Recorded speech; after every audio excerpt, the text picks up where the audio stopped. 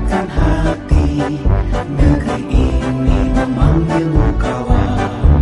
Belajar bergerak berbagi untuk negeri. Guru penggerak majukan pendidikan.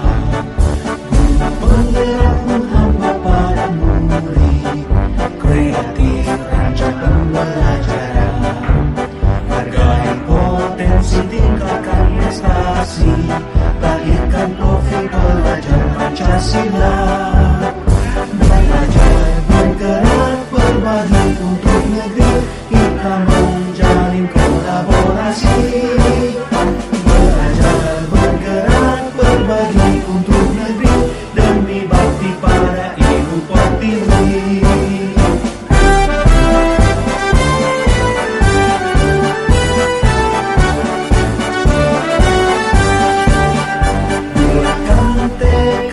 Kuatkan hati, negeri ini memanggilmu kawan. Belajar bergerak berbagi untuk negeri. Guru penggerak majukan pendidikan.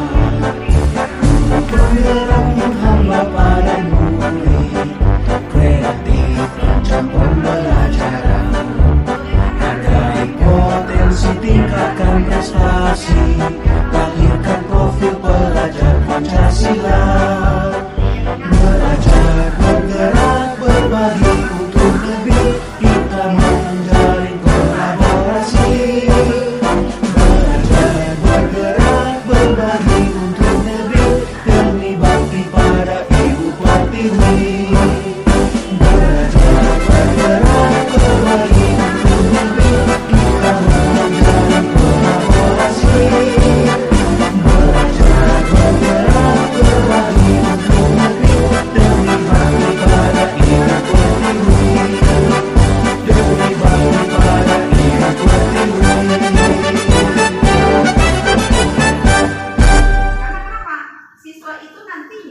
Bisa berasumsi disuruh ibu itu aku atau ibu itu kalau nggak ada penghargaan malas lah, atau apa nanti kalau saya mampu itu apa nanti yang dikasih bu, akhirnya berasumsi seperti itu. Jadi di sini kita sebagai seorang guru kita harus mengupayakan kepada anak didik kita itu bagaimana caranya agar kita sebagai seorang guru mencari inisiatif atau suatu kesepakatan dengan si siswa itu. Kita dalam memecahkan masalah tidak melakukan hukuman. Yang kedua, jangan kita memberikan penghargaan atau hukuman kepada siswa itu sendiri. Karena kadang dengan adanya hukuman atau si siswa itu jadi datang nanti saya terlambat, dihukum ibu itu lebih baik nggak usah datang lah, seperti itu. Itulah yang dinamakan dengan budaya positif Bapak Ibu. Dan yang kedua di sini ada mengenai disiplin positif. Disiplin positif itu adalah disiplin yang dapat atau disiplin menyeluruh yang dapat meningkatkan proses pembelajaran yang bisa diterapkan di pendidikan di sekolah ataupun di rumah kita sendiri.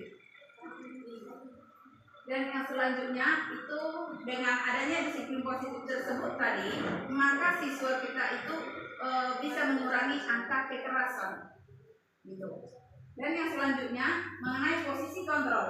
Posisi kontrol yang ada di sini, kita sebagai seorang guru mempunyai 5 posisi kontrol. 1 sebagai manajer, yang kedua sebagai teman, yang ketiga sebagai pemantau, dan yang selanjutnya adalah sebagai pemberi hukuman, dan yang selanjutnya membuat siswa itu merasa bersalah.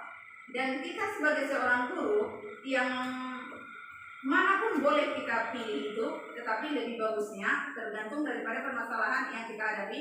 Lebih bagusnya di sini kita sebagai manajer kalau sebagai seorang guru, dan juga bisa sebagai teman dengan guru, dengan siswa kita itu sendiri. Kenapa? Karena kita tingkat SMK sering kalau kita membuat sebagai penghukum, si siswa itu nanti seperti yang saya ceritakan di awal, malas dia jadinya masuk ke kelas. Nanti dihukum bapak ibu saya karena nggak ngerjain PR. Malas saya karena saya telat. Nah, seperti itu.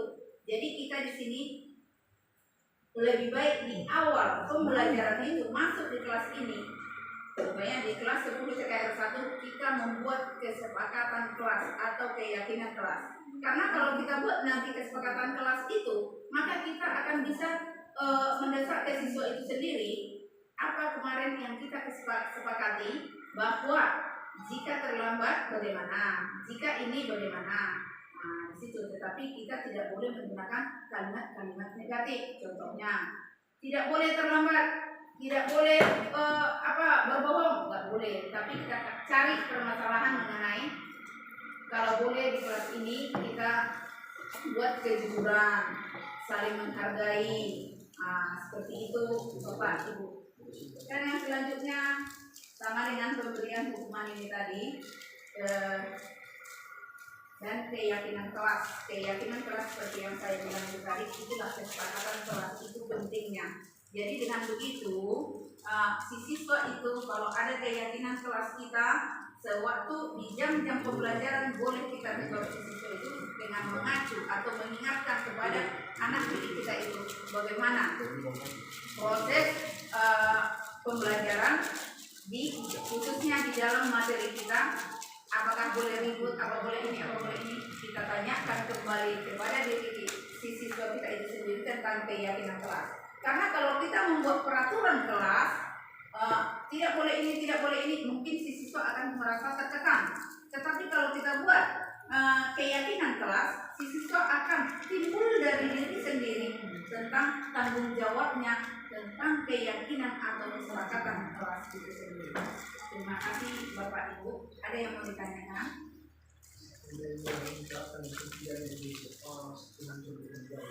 Apa yang sebenarnya Pak Ibu, tentang kesepakatan kelas itu sangat bagus, bukan hancur. Justru bagus, dan kalau di dalam kurikulum merdeka itulah yang diminta. Nah, jadi di kurikulum merdeka kita tidak boleh menghukum siswa. Nah, apalagi sekarang kurikulum merdeka itu dengan nilai siswa jadi tinggal kelas, tidak boleh lagi, tidak ada hubungannya lagi. Tetapi siswa boleh tinggal.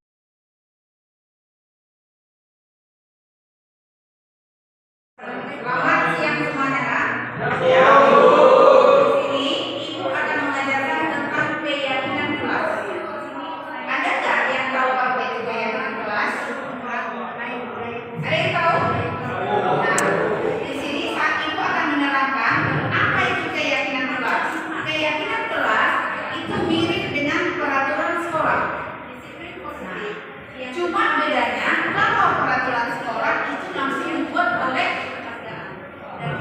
guru atau pihak sekolah. Sedangkan kalau keyakinan kelas itu kita buat dengan keyakinan kita sendiri. Jadi itulah perbedaan antara keyakinan kelas dengan peraturan atau pihak sekolah. Nah, contohnya di sini dalam pembelajaran saya ini kita akan membuat kesepakatan tentang keyakinan kelas.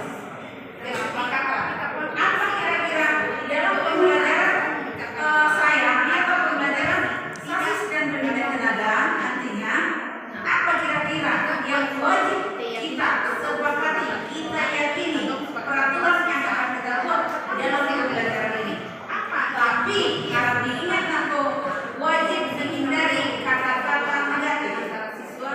Nah, contohnya apa kata-kata negatif itu? Dilarang di sini kita kemudian tidak boleh. Nah, itu seperti orang dulu dibuat, tetapi wajib dengan kata-kata positif. Kata-kata positif itu yang bagaimana? Serupa dengan pernyataan. Contohnya, tidak boleh mencontek. Itu nggak boleh dibuat. Maka pernyataannya apa? Masih dilesia. Gitu.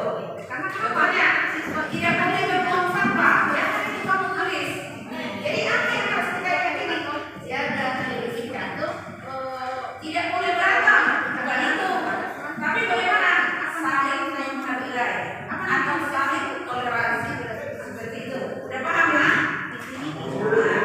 Sekarang kalau sudah paham, Ibu mau bertanya, kira-kira seberapa penting keyakinan kelas itu